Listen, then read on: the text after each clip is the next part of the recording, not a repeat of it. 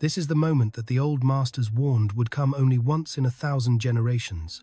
All 13 energy gates, veiled in myth, aligning across every human soul on Earth. Few believe the signs. Fewer still are ready to feel what happens next. For thousands of years, whispers have drifted from temple to temple, carved in the cracks of forgotten stone, hidden in chants, sung only at midnight when the air itself feels electric. There is a time, the old ones said, when every gate of power will pulse in harmony, an event so rare, so catastrophic in its potential, that most traditions swore to bury it, lest the unready be torn apart by their own awakening. Yes, you are standing at the threshold of that moment. Maybe you can feel it. Maybe you've always known something was coming. A subtle vibration beneath your skin, a strange pressure behind your eyes, the whisper of memories that aren't yours yet, feel as if they are.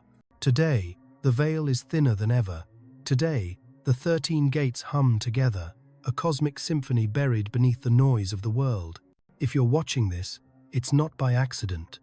There are no accidents in the world of energy. Your presence is a signal. You are ready, or at least ready to risk the cost of awakening. The legend behind the gates. The number 13 sends shivers down spines. In the West, it's bad luck, a number to avoid. In the East, it is completion. The step beyond the cycle of 12. 12 months, 12 disciples, 12 signs, and then the 13th. The gate that no one talks about. The hidden aperture. The 13 energy gates are not just chakras, not just meridian points, not just nodes on some dusty diagram. They are living, breathing thresholds, mapped into your bones and your blood, connecting the macrocosm and the microcosm. The Egyptians spoke of them as the steps of Osiris. The Taoists called them the heavenly pillars. The Himalayan masters whispered their names only after 3 years of silence. What happens when all 13 open at once? Some say the soul splits in two. One half stays, the other travels backward in time. Others warn that the body itself might vibrate apart unless anchored with sacred breath. The alignment we are witnessing right now, is not just planetary. It's cellular, it's mythic, and, if you are brave enough, you are about to step inside it. The science of the impossible. Let's set aside the old symbols for a moment. Modern science, peering through the electron microscope, has found what the mystics always intuited. There are gates everywhere. Cell membranes are gates. Neurons fire across tiny gates. Even the universe, at its edges, vibrates with hidden thresholds, wormholes, event horizons, places where reality becomes thin as skin. When these gates align, strange things happen. People report lucid dreams that bleed into waking life. They wake at 3:13 a.m., pulse racing. Coincidences accelerate. 3 friends call at the same time. The same number repeats on every clock. Skeptics laugh. They call it apophenia, the mind seeing patterns where there are none. But anyone who has touched the edge knows. It's real. When the 13 gates align, the ordinary rules dissolve. Time bends. The air grows thick. You sense the weight of your ancestors leaning in, waiting. Doubt, revelation, warning. You may doubt. You should. Doubt is a gate too. The first gate. The one that keeps the reckless out and the worthy in. If you do not feel doubt, you are not ready for this. But if you feel it, if it haunts you, if it pricks your skin like a cold wind, then step forward.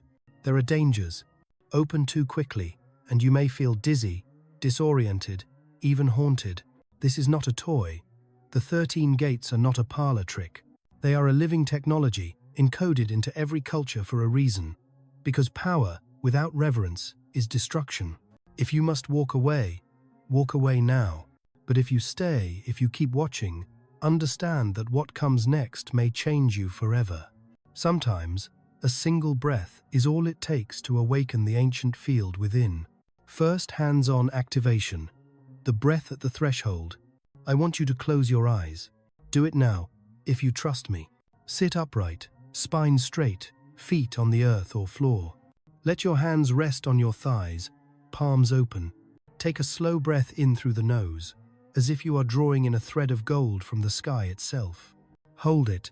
Feel the air at the very top of your lungs, a place rarely touched.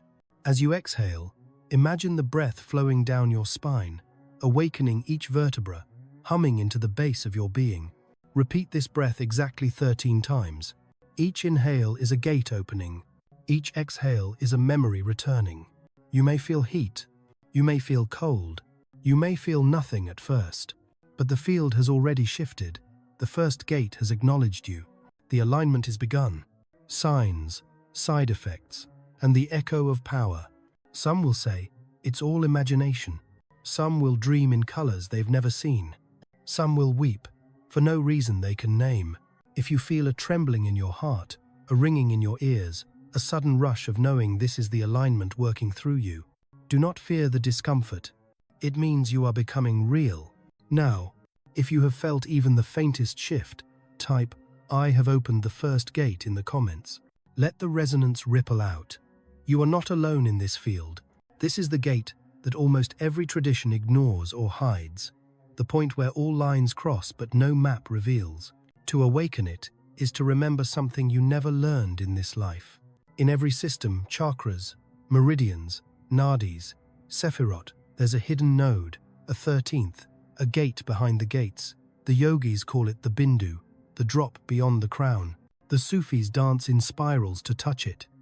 The Egyptians placed it at the tip of the pyramid's shadow, a point never struck by light. In the West, it was sealed, demonized, or simply erased from diagrams, perhaps out of fear, perhaps out of wisdom. Why is it forgotten? Because this is the gate that connects you not just to your lineage, but to the unbroken river of souls stretching back before the written word. Most seekers think they are looking for energy. In truth, they are searching for remembrance. The taste of remembrance. It's not easy to explain what it feels like to find this gate. Imagine hearing your own name spoken for the first time, not by a parent or teacher, but by the very force that dreamt you into existence. It's a shock, a subtle terror, and a strange sense of coming home all at once. The first time I stumbled upon it, I was deep in meditation, years ago, in a room so quiet I could hear my heartbeat echo against stone. Suddenly, I was outside myself, standing behind my own back, watching my body breathe. It felt like falling and flying at once, like dissolving into a larger self that stretched across lifetimes. If you expect fireworks, you may miss it. The forgotten gate opens with silence, not spectacle. A warning in the shadow. Every legend warns. Do not open this gate alone in pride or recklessness. Some seekers, driven by ego, collapse into confusion or obsession, chasing lost memories that aren't theirs to own. The Bindu madness, as some call it, is real, a mind tangled in too many lifetimes, unable to return to the present. To approach the forgotten gate, humility is the key. You are not the first to touch it, nor will you be the last. Those who come with humility leave changed. Those who come for power alone risk being unmade. Hands-on. The circle of memory. If you're still here, ready to risk a little dissolution for the chance at true remembrance, do this. 1. Find a quiet place. Dim the lights if you can. 2. Sit comfortably, spine aligned, shoulders relaxed. 3. Imagine a soft circle of light forming behind your head, just where the neck meets the skull, a place rarely touched, rarely noticed. 4. As you breathe in, visualize this circle growing brighter, humming softly. 5. As you breathe out, let your awareness melt into the circle, as if you are becoming both watcher and watched. Repeat for at least 13 breaths. With each breath, allow memories not just from this life, but flashes of old places, strange faces, ancient words to surface. Do not grab them. Do not chase them. Let them come and go like clouds in a high wind. If you feel dizzy, lost, or overwhelmed, open your eyes. Touch your heart. Remember this. You are here now. The river flows through you, but you are not the river. Effects and the tides of memory. Some report waking up from this practice unable to remember their name for a moment, only to feel their true name echo within a few hours stronger, deeper, older. Others find themselves haunted by dreams of ancient temples, starry nights, or voices that seem familiar yet unplaceable. The greatest risk? Losing the present for the promise of the past. This is a trap. Do not linger too long in the waters of memory. The greatest reward? A sudden clarity, a sense that you are not alone in your quest. You are the culmination of thousands who have walked this road before. If you have seen visions, felt strange nostalgia, or simply sensed the veil thin, comment below. The forgotten gate remembers me. Your story, your vibration, strengthens the resonance for all. This is not a note you can play on any instrument, nor a word found in any language. It is the frequency that lives in your bones, the primordial vibration that ancient priests guarded with their lives. Those who dare to sound it awaken the gates within, but only if their heart is pure. It is said that every stone in the Great Pyramid once resonated with a frequency, the mother tone, that could shatter illusion and reveal the structure of energy itself. In India, sages hid the Bihar mantra's seed syllables, whose vibration opens the lotus of the soul. Tibetan monks speak of a sound so pure that mountains tremble and spirits weep with joy. Science laughs, but secretly, sound is the key. All matter is vibration. A string, plucked at the right tension, can vibrate a crystal. A crystal, when it resonates, can turn thought into light. But the sound you need now is not Om, not AH, not Ra. It is the sound that belongs to you alone, the frequency your soul has been searching for since before you had a name. The first time, the veil shivered. I still remember, late at night, the walls humming with silence. I felt an urge to sing not with my mouth, but with my chest, my spine, my marrow. The sound started as a trembling in my sternum, a vibration rising up through my throat, and then, nothing came out, just a pulse, a thrum, like distant thunder, echoing in a forgotten valley. In that moment, the air changed. The darkness seemed thinner. It was as if the world itself paused to listen, and in the pause, I glimpsed the hidden gears of the universe turning slow, relentless, patient. The arrogance trap. There are many who will sell you sacred sounds, promise you keys and codes and secret frequencies for a price. Don't be fooled. Tell you to repeat R-A 1,000 times? Sorry, the old magicians will laugh in your face. The gate doesn't care about imitation. It responds only to what is real. The moment you try to fake it, to force the sound, to copy another's resonance, you shut the gate tighter. The sound must come from the marrow of your longing, the pit of your courage, the truth you dare not say. It's not a sound you perform. It's a sound you become. Hands-on, finding your gate frequency. If you have the courage, do this. Sit quietly, eyes closed. Place your left hand on your chest, your right on your belly. Breathe in slowly through the nose. Let the breath fill you, but do not exhale yet. Now, as you hold the breath, listen. What feeling, what memory, what ache is vibrating in your chest? Open your mouth just slightly. Let any sound, any tone, any note emerge. Don't judge it. Let it rise up from wherever it comes. It may be a hum, a sigh, a cry, a laugh. Let it out gently, honestly, with no one to hear but the gate itself. Repeat this 3 times. Notice what changes. Does the air feel heavier? Does your skin tingle? Do the hairs on your arms stand up as if something ancient just woke up inside you? You may feel exposed. You may feel seen. Good. The veil is already thinner. The third gate is awakening. Effects, risks, and signs of opening. Some will experience goosebumps, as if a ghost just walked through the room. Others will feel tears, without sadness or story, just release. A few may hear a ringing in their ears, the call of the gates, a frequency not of this world. The danger is this: to chase the sound, to crave the spectacle, to make it a game. This practice is not entertainment. It is invocation. If you treat the sound lightly, it may echo back to you in dreams, restless, taunting, never quite letting you sleep. But if you honor it, if you let the sound come and go without grasping, the veil will part. The real work begins. If you have felt your own gate frequency, even for a moment, comment below. The sound has awakened my gate. Every voice, every sound, is another thread in this tapestry. This is the gate that does not open outward, but inward, a hidden mirror buried in the heart of every seeker. To see through it is to witness both the light and the shadow you carry, unflinching and raw. Most turn away. A few dare to look.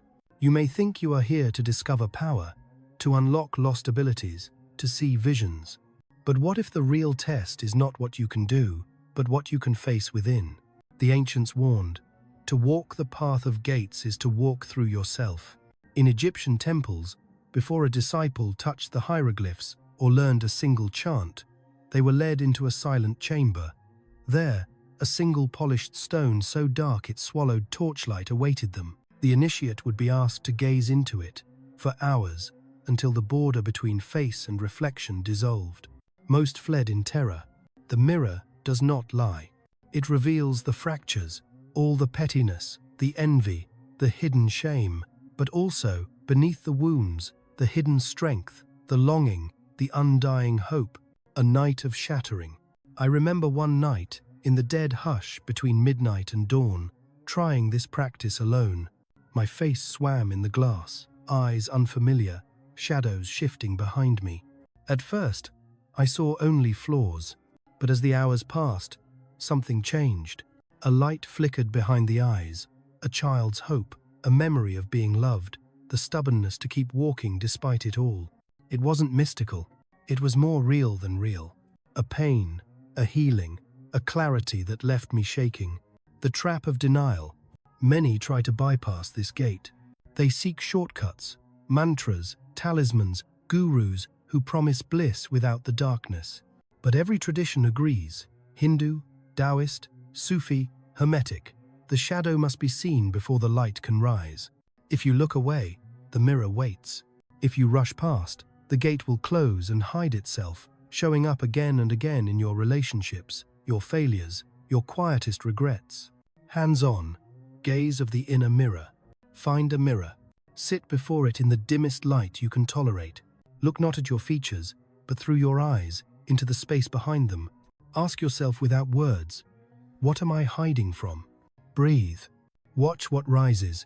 Anger, shame, longing, confusion. Let it surface. Do not argue, do not run. If tears come, let them fall. If laughter comes, welcome it. This is not a performance for the world. This is the ancient ritual of seeing yourself as the world sees you, as the universe sees you. Repeat this for 13 minutes, or as long as you can stand. If you are brave, if you witness something true, write in the comments. The mirror has revealed my gate. Effects, risks, and signs of crossing the threshold. You may feel drained, even disoriented. It is common to have vivid dreams after this practice, sometimes of being chased, sometimes of being seen, sometimes of meeting a part of yourself you thought was lost. The risk? If you run from the pain, it will chase you in subtler forms. If you embrace what you find, something cracks, and in the breaking, light enters. Do not underestimate this step. Opening the mirror gate is not an achievement. It is a reckoning, and only those willing to face themselves fully will be ready for the gates that follow. If the mirror has shown you something, no matter how small, type continue to get the next part of the script. This is the gate that can't be forced with effort, nor crossed with noise. Only in the deep, dangerous stillness, the silence that suffocates the mind, does it reveal itself. Many have gone searching for secrets in words and rituals, only to discover that the greatest key is to do absolutely nothing. In a world obsessed with methods, mantras, and endless content, the gate of silence is a paradox. The ancient Egyptian priests, after weeks of ritual, would lead the initiate into the inner sanctum, a chamber sealed from all sound. No chanting, no prayers, no movement, only breath and heartbeat, and even those seemed to fade after a while. Why? Because the most potent vibration is the one beneath all vibrations, the raw, undisturbed energy that is your birthright. The Taoists called this the mystery within the mystery. The Sufis spun until their thoughts dissolved and only presence remained. Buddhist monks sat for years, hunting the mind with the mind, until the hunter vanished and only silence was left. The fear of nothingness. Silence terrifies the unready. It feels like annihilation, like falling into an endless well. The mind rebels, do something, say something, anything but this emptiness. In Devon, But those who endure, who allow the discomfort to deepen, report a strange phenomenon. After the panic, after the urge to escape, something breaks open inside. Apis descend. Time slows, or even stops. A new voice, deeper, older, begins to whisper. I've spent nights fighting that silence, sweating and fidgeting, desperate for a distraction. But the few times I surrendered, let the void swallow me. I heard the song beneath all songs, a vibration that felt like home. The silence trap. Beware. Some seek silence to escape pain, to numb themselves. That's not the true gate. True silence is active, alive, buzzing with potential. If you use silence as a shield, the real gate remains hidden, and you may find only emptiness, not presence. Hands-on, entering the gate of silence. Here's how to approach it. Find a place with as little noise as possible. Sit or lie down, spine straight, body relaxed. Close your eyes. Breathe naturally. Do not count the breath. Do not repeat a word. Let every thought, feeling, and sound arise and pass, like leaves on a river.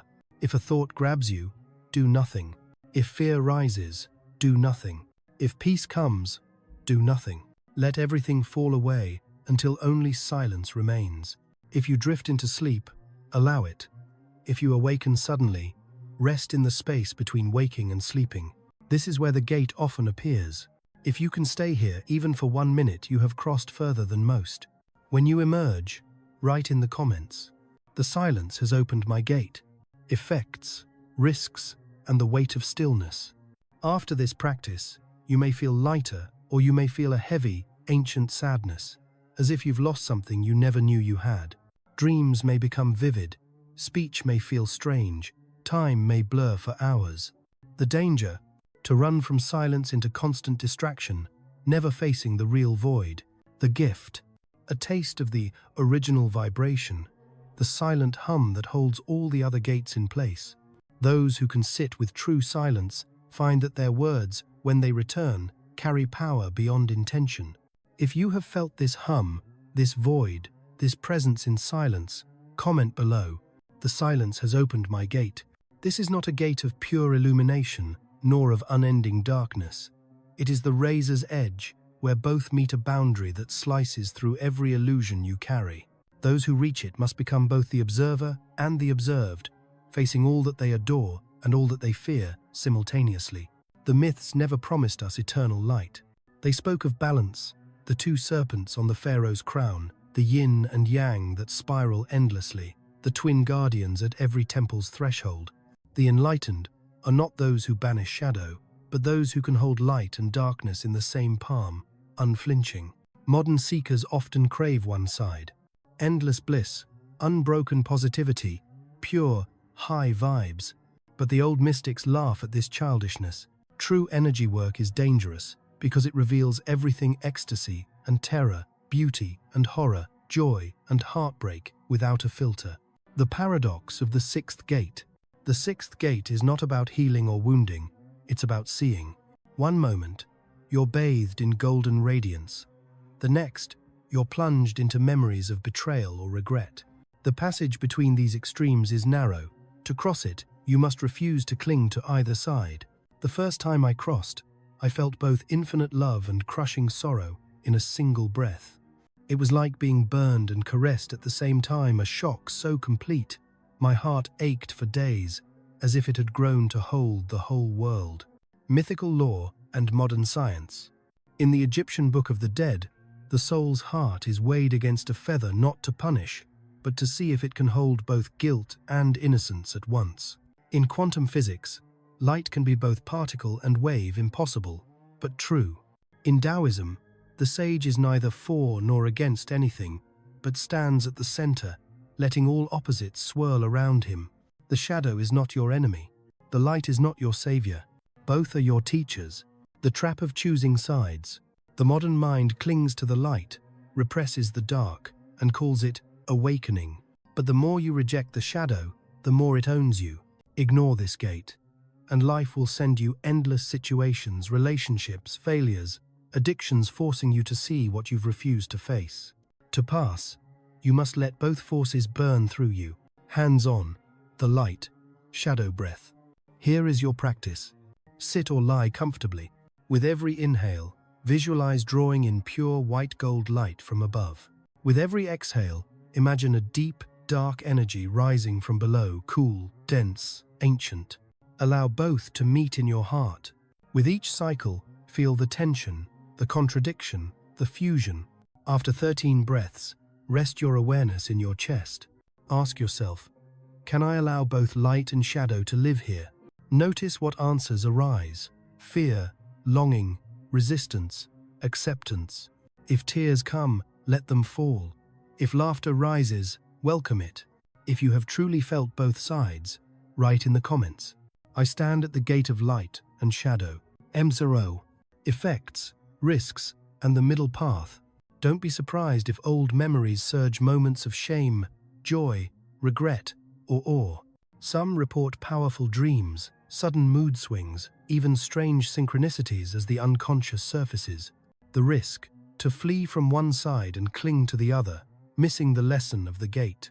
The gift, an unshakable peace, the calm that comes when nothing is rejected and everything is allowed.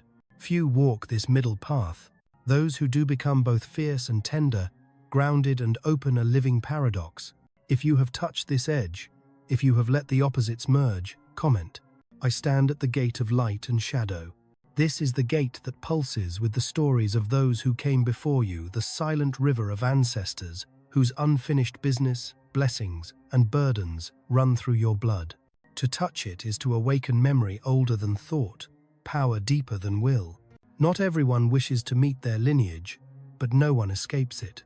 It's easy to believe that you are self-made, that your journey is yours alone, but beneath every decision, every talent, every fear, ancestral fingerprints remain. When the energy gates align, their voices stir in the marrow, rising like incense from bones long buried. In Egypt, the Book of Gates described the judgment hall of two truths, where souls faced not only their own deeds, but the legacy of their line. The yogis speak of karma patterns passed down, reborn, resolved, or repeated. African shamans pour water for the dead before every rite, honoring those whose hearts still beat in their descendants. Science has begun to agree. Epigenetics reveals that trauma, love, and survival can echo through generations, imprinting on your DNA. Your nightmares may not be yours alone. Your gifts are not just luck. The shock of recognition.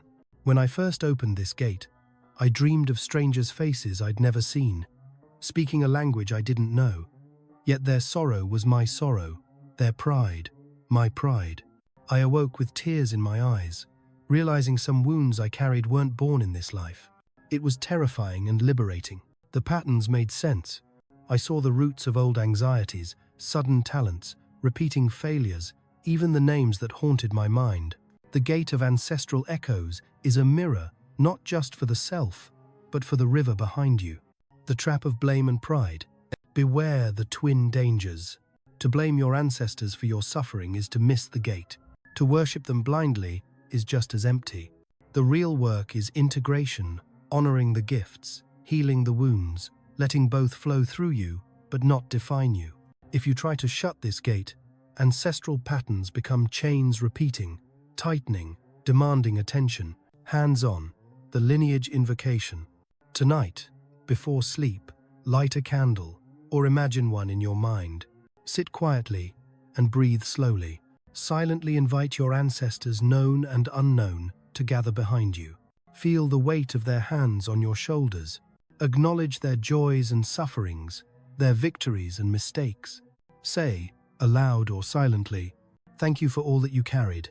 Thank you for all that you could not carry. I release what is not mine, and I accept the gifts you have given.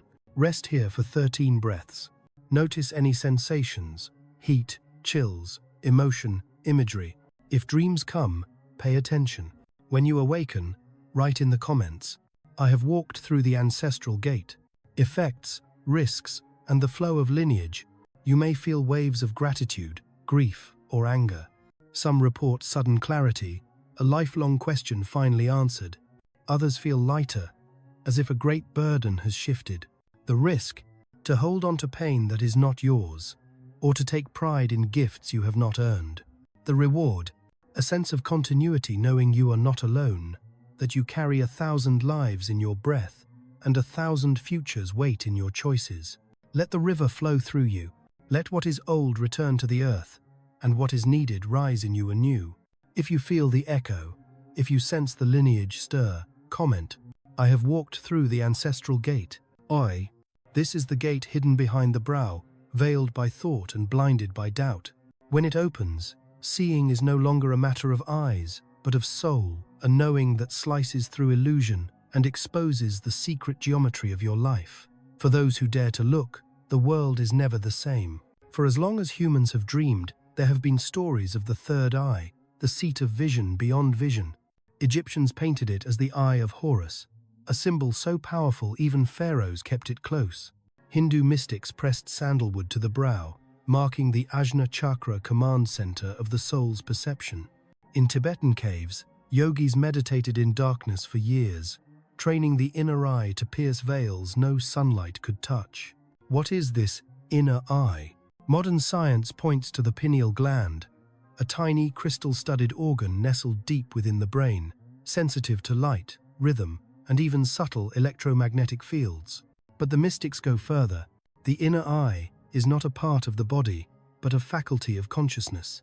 When the gates align, it opens not with fireworks, but with a subtle click, a shift, as if the universe just focused its lens. The first glimpse. A shocking clarity. The first time the vision gate opened for me, I was walking at dusk, shadows thickening in the corners of the street.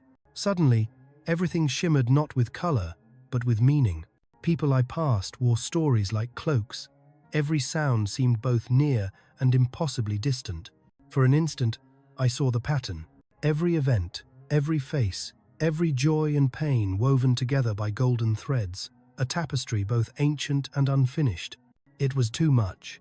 I wept, laughed, and trembled all at once, clutching the secret in my heart, terrified I would forget. The trap of seeking spectacle. Let's dispel the fantasy. You won't see angels with flaming swords, nor will the clouds part to reveal a voice in thunder, at least, not every time. Most who chase visions for their own sake become lost in illusion, phantoms, not insight. The vision gate is not a show. It is a responsibility, to see truly, to act rightly, to bear witness without turning away. The vision you need is not for escape, but for clarity. Hands-on, awakening the vision gate. Try this tonight. Sit in darkness, or with eyes gently closed. Place your finger softly on your brow, just above the space between your eyes. Breathe deeply, slowly. Imagine a point of violet or indigo light, pulsing there, a gentle star behind the skin. With every breath, feel it expand, clearing away fog and confusion. Now, in your mind, ask, what is the hidden pattern in my life I need to see? Do not force an answer. Wait in patience, allowing images, memories, or feelings to arise. If nothing comes, accept the blankness sometimes. True vision is simply the courage to face emptiness without fear. When you glimpse something, a flash, a symbol, a forgotten truth, write in the comments. The vision gate has opened in me. Effects, risks, and the cost of seeing. After this practice, you may notice synchronicities, repeating numbers, meaningful coincidences, sudden clarity about a difficult choice. Some report headaches, pressure at the brow, or even feeling seen by something greater. The risk, to mistake fantasy for insight, to flee from hard truths. The gift, a deeper trust in your own knowing, an ability to spot the thread of meaning even in chaos. Remember, to see clearly is to serve truly. True vision humbles, it does not exalt. If you have glimpsed the pattern, comment, the vision gate has opened in me. This is the gate where all opposites meet, the masculine and feminine, the active and receptive, the cosmic and the personal.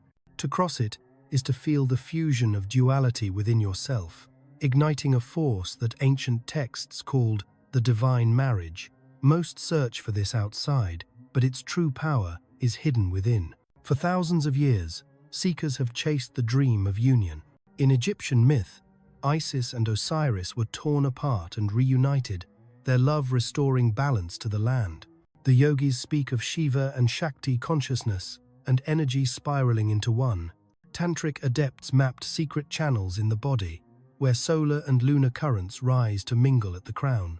In the West, mystics wrote of the chemical wedding, the sacred marriage of sun and moon, gold and silver, spirit and matter. Science calls it coherence, the perfect synchrony of heart, brain, and breath, measurable but still mysterious. Yet for most, the longing for union is misplaced, projected onto lovers, mentors, or gurus. The truth is harsher and more beautiful. The union you seek is within, and until it is found there, no outer union will satisfy. The shock of integration. I remember the first time I touched this gate. It was not during meditation, nor in a temple, but in the raw aftermath of heartbreak. My mind raged, my heart ached, my body trembled, and in the center of that storm, a quiet presence bloomed. Two forces, long at war within me, suddenly stopped fighting. A stillness grew, wide as a summer sky. I realized the masculine force will, clarity, direction does not overpower. The feminine force receptivity, intuition, depth, does not surrender. They dance, and in their dance, a third thing is born: wholeness. The trap of chasing completion. The world sells endless cures for loneliness, romance, status, conquest, even spiritual achievement. But as long as you search outside, you remain divided inside. Many who open this gate feel grief first, the pain of all the times they abandoned themselves, seeking what was never truly lost. But those who persist, who dare to hold their contradictions in a loving embrace, find a force nothing else can give. Hands-on, the sacred union breath. Tonight, or whenever you feel fragmented, try this. Sit comfortably, both feet on the floor, hands resting lightly on your lap. Close your eyes, breathe deeply, and bring your attention to the heart. As you inhale, imagine drawing golden light up the spine, a force of clarity, action, strength. As you exhale, imagine a silver light flowing down from above, a force of receptivity, softness, wisdom. Feel these two currents meeting in your heart. Do not force harmony, simply allow tension, sensation, even discomfort. After 13 breaths, place both hands over your heart.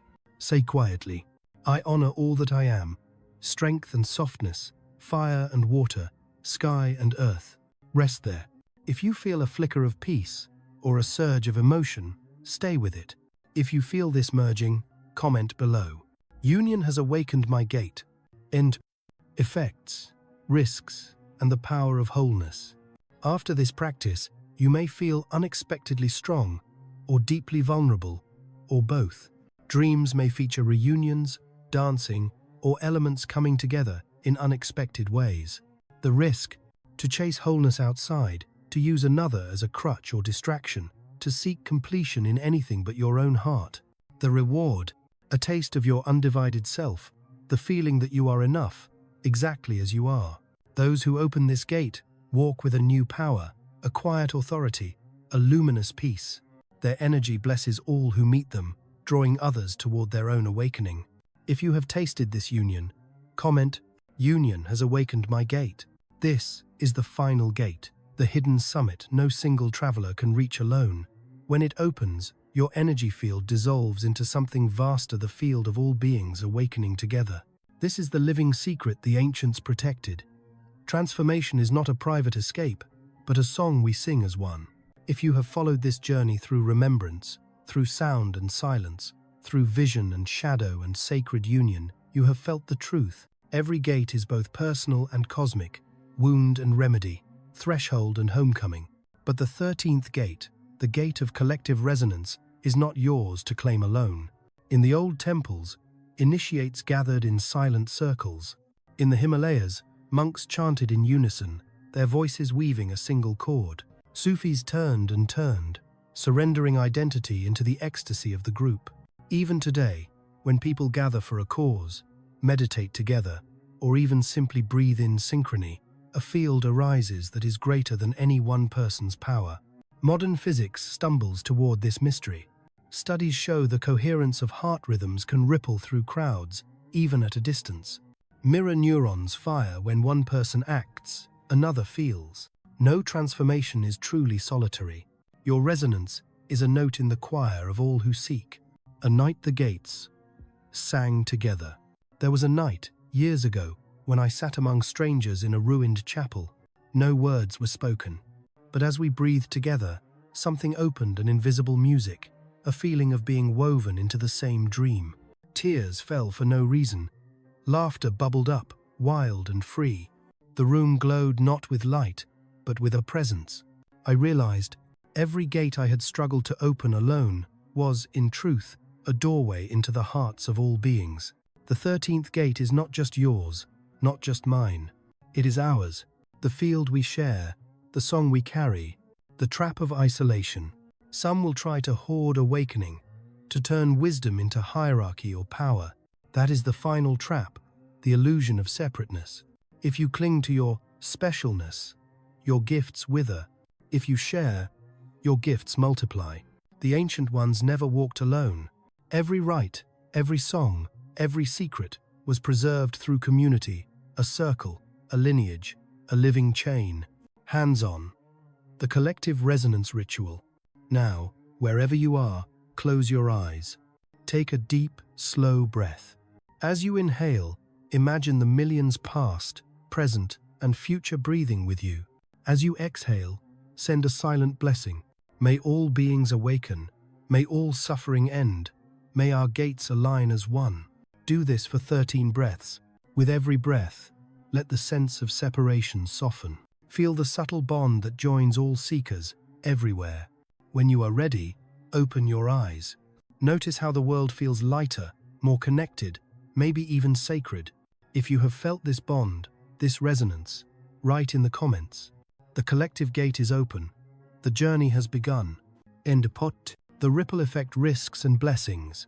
After this ritual, synchronicities may increase, strangers may feel like old friends, and burdens may feel less heavy. You might feel the urge to reach out, to help, to share what you have learned, not as a teacher, but as a participant in a dance older than words. The only risk, to retreat into old patterns of isolation.